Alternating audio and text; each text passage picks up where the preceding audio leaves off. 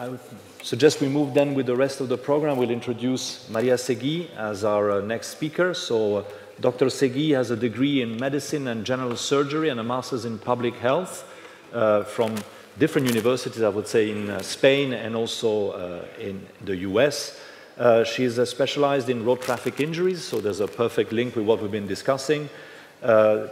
She was also Director General of Traffic for the whole of Spain, and under her leadership, the traffic fatalities were reduced by 18%. So at the moment, you're working as an international consultant for the FIA, the Fédération Internationale de l'Automobile, the World Bank, and the World Health Organization.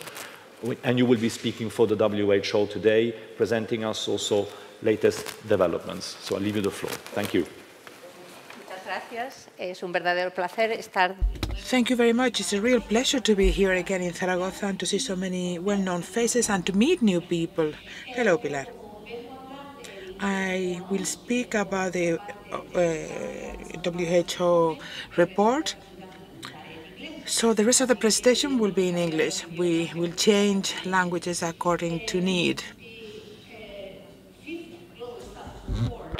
That I'm going to be talking about is not the end, it's just one more step along a massive effort to collect information on mobility and safety worldwide.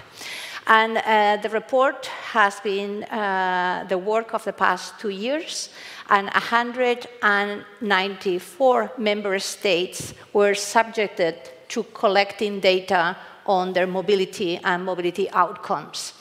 And I will start with the end, and that is that the report shows that the number of road deaths continues to be unacceptably high.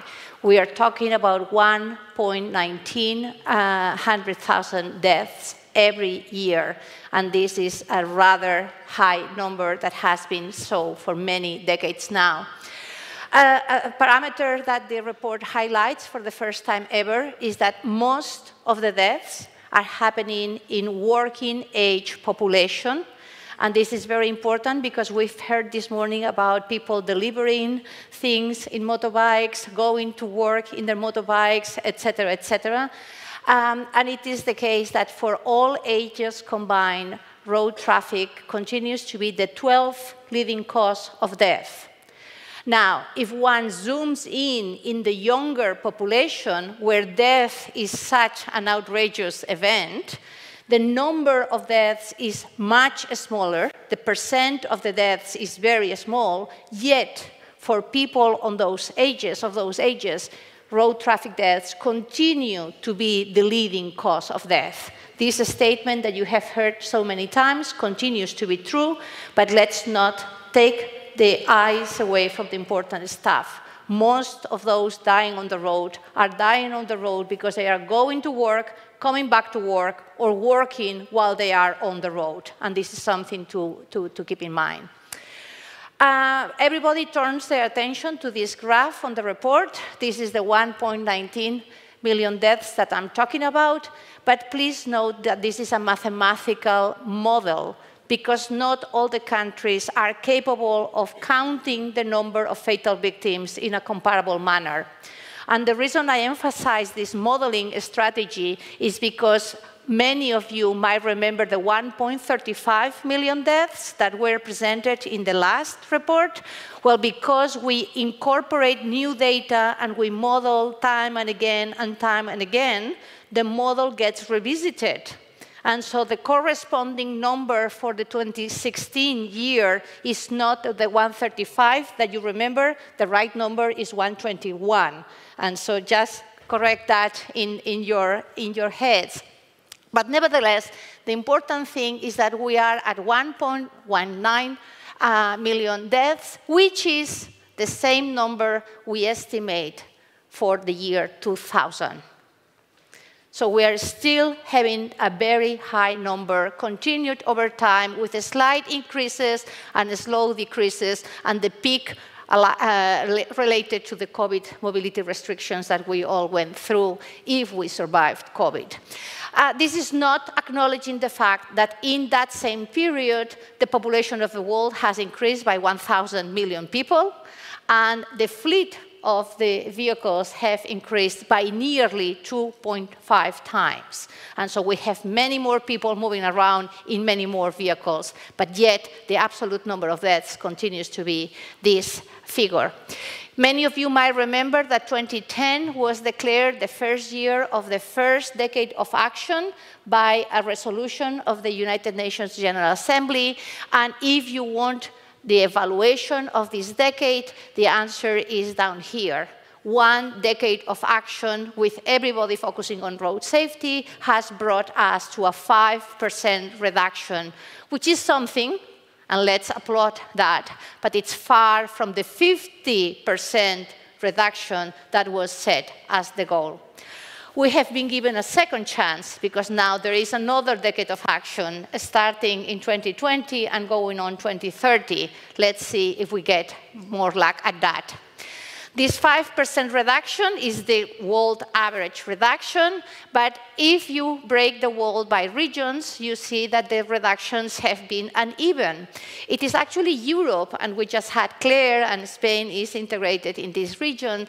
It is Europe that has had the most improvement. Deaths in Europe have decreased by 36% in this decade. But this impressive reduction is only followed by the Western Pacific region, and then everybody else stays either flat or goes up, as it is the case of the African region. So averages can be mischievous because they hide very different realities. We have a few countries who have managed to reduce their deaths by 50%. And they have to be congratulated, and you have their names on the top. You can read them all. We have nearly 15 other countries who have managed to reduce their deaths between 40 and 49%, and you have them on the second stop. Yes, there are some surprising names on this slide. On the other side of the coin, we have many countries who have increased their deaths. When it comes to the big countries, I would like to call your attention to the fact that China and Brazil are the largest countries, and they both have reduced their road deaths by 10 and 20%, respectively. On the other case, we have India and the United States of America, the latter dictating most of our mobility patterns. India has increased by 2%.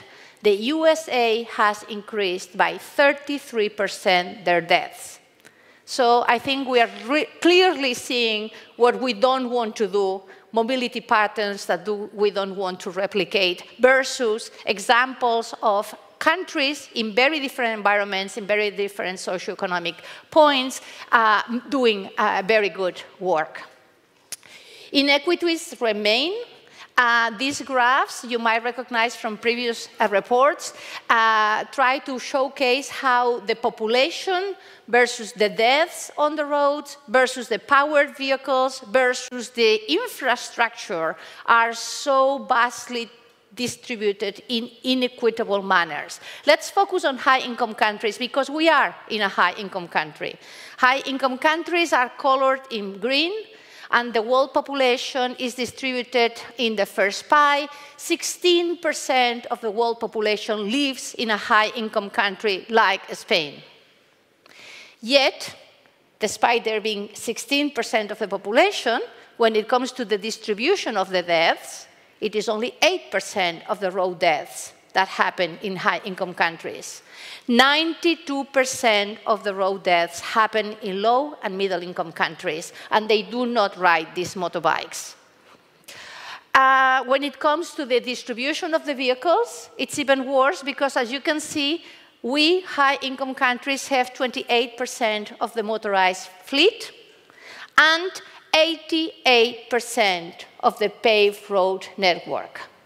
So what this slide is telling us is that most people are dying out of a very small fraction of vehicles driving in a very small and poorly developed road network. And so whether our experience is of relevance or not, I leave up for discussion, because maybe that is a different paradigm and we need to change gears. This is not deaths, this is fleet. And this is simply to show to you that with the data from the previous report, it is clear that motorbikes are the most predominant means of transportation in some regions, Southeast Asia leading the way. I mentioned at the beginning that the report that was launched in December is only one step along the way. We are right now in the middle of reanalyzing all the data that we got with a focus on motorcycles, and I'm going to be updating this slide in coming weeks with the most recent data. And I show this because now I'm going to show you, let me just, here, the 1.19 million deaths worldwide, if you distribute it by region in the world, what do you see? The region with the most deaths is Southeast Asia. Remember, that's the region with the most motorcycles, followed by the Western Pacific region, which was the region with the second most motorcycles, followed by the African region, which is also high on motorcycles. So without any further analysis, there is a clear connect linking the two of them. Worse yet, and I come back for a second, worse yet, the data on power two-wheelers in previous reports was somewhat messy because people were putting together vulnerable road users of motorized means of transport all in one same category. And in this report, we have gone through the effort of asking countries specifically about motorized power two-wheelers versus bikes, electric or not, versus e-scooters or other means of micromobility transportation. And so that's why we are in the middle of revisiting this whole distribution, because now we can have a better granularity on the findings. But regardless of how we count them, the fact of the matter is that we see that when it comes to the increase in the motorized fleet, motorcycles, power two, three-wheeler motorcycles have increased by nearly 300% since 2010. Following every other figure that has been mentioned in this report. And this overall finding is replicating country by country as you go through different reports of different institutions documenting these huge increases in the number of motorbikes that are sold. And again, these are not these motorbikes. An interesting thing, and I'm coming to the end, is that we actually went to iRAP, which is one of the organizations present here, and checked on the quality of the infrastructure. And yes, we are building roads left and right, and even today we are building not safe roads.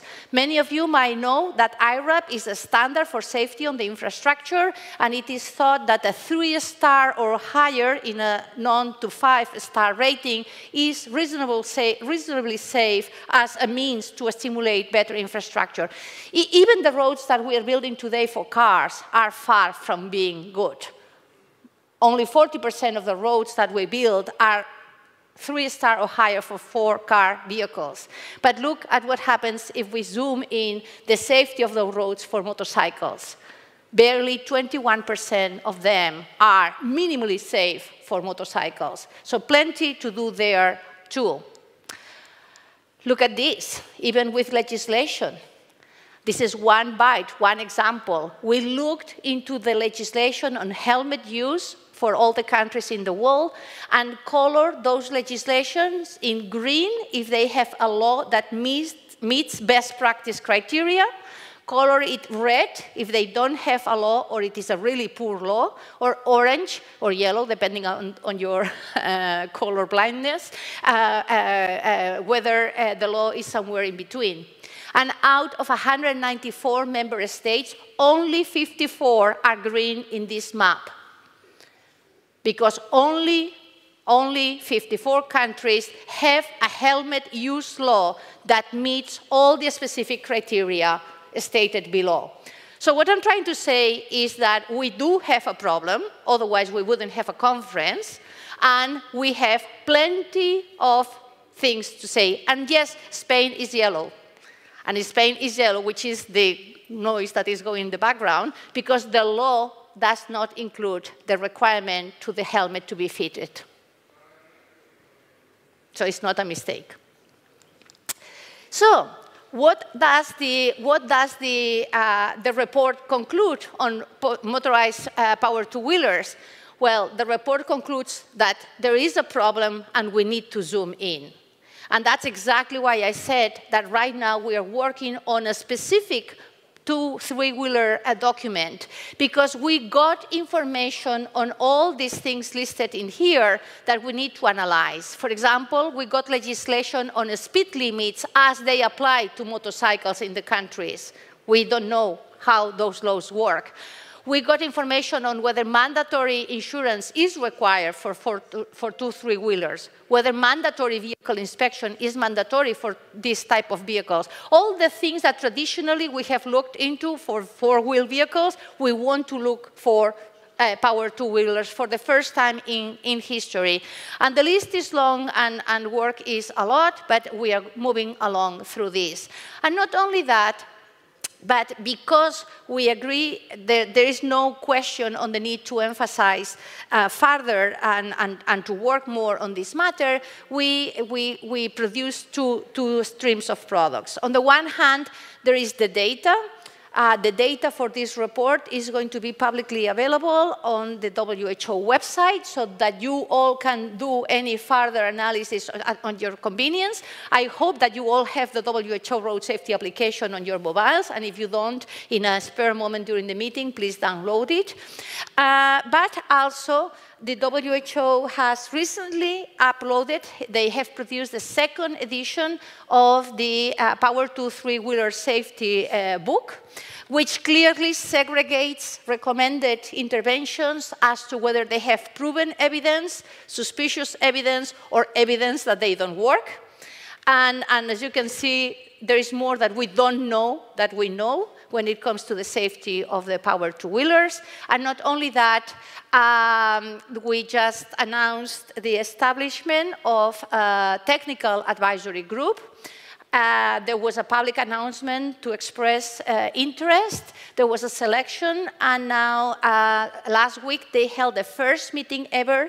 They are going to have a second meeting in mid-May, and the purpose of this advisory group is precisely to dictate what are the items that WHO has to be including in their work for the next 2 years, specifically pertaining to motorized two-wheelers. And you can check on the names of the people who have been selected to be part of this advisory group. But not only that, you could apply to be an observer of the group if you so wanted. There is a procedure to be an observer and to be witness of the types of decisions that they put together. And with that said, I stop thanking you for the opportunity and thanking all the countries who volunteer the data, including particularly, forgive me for saying this, Álvaro, who was the gracious Spaniard cavalier making the Spanish data particularly worthwhile. Thank you. Gracias. Thank you.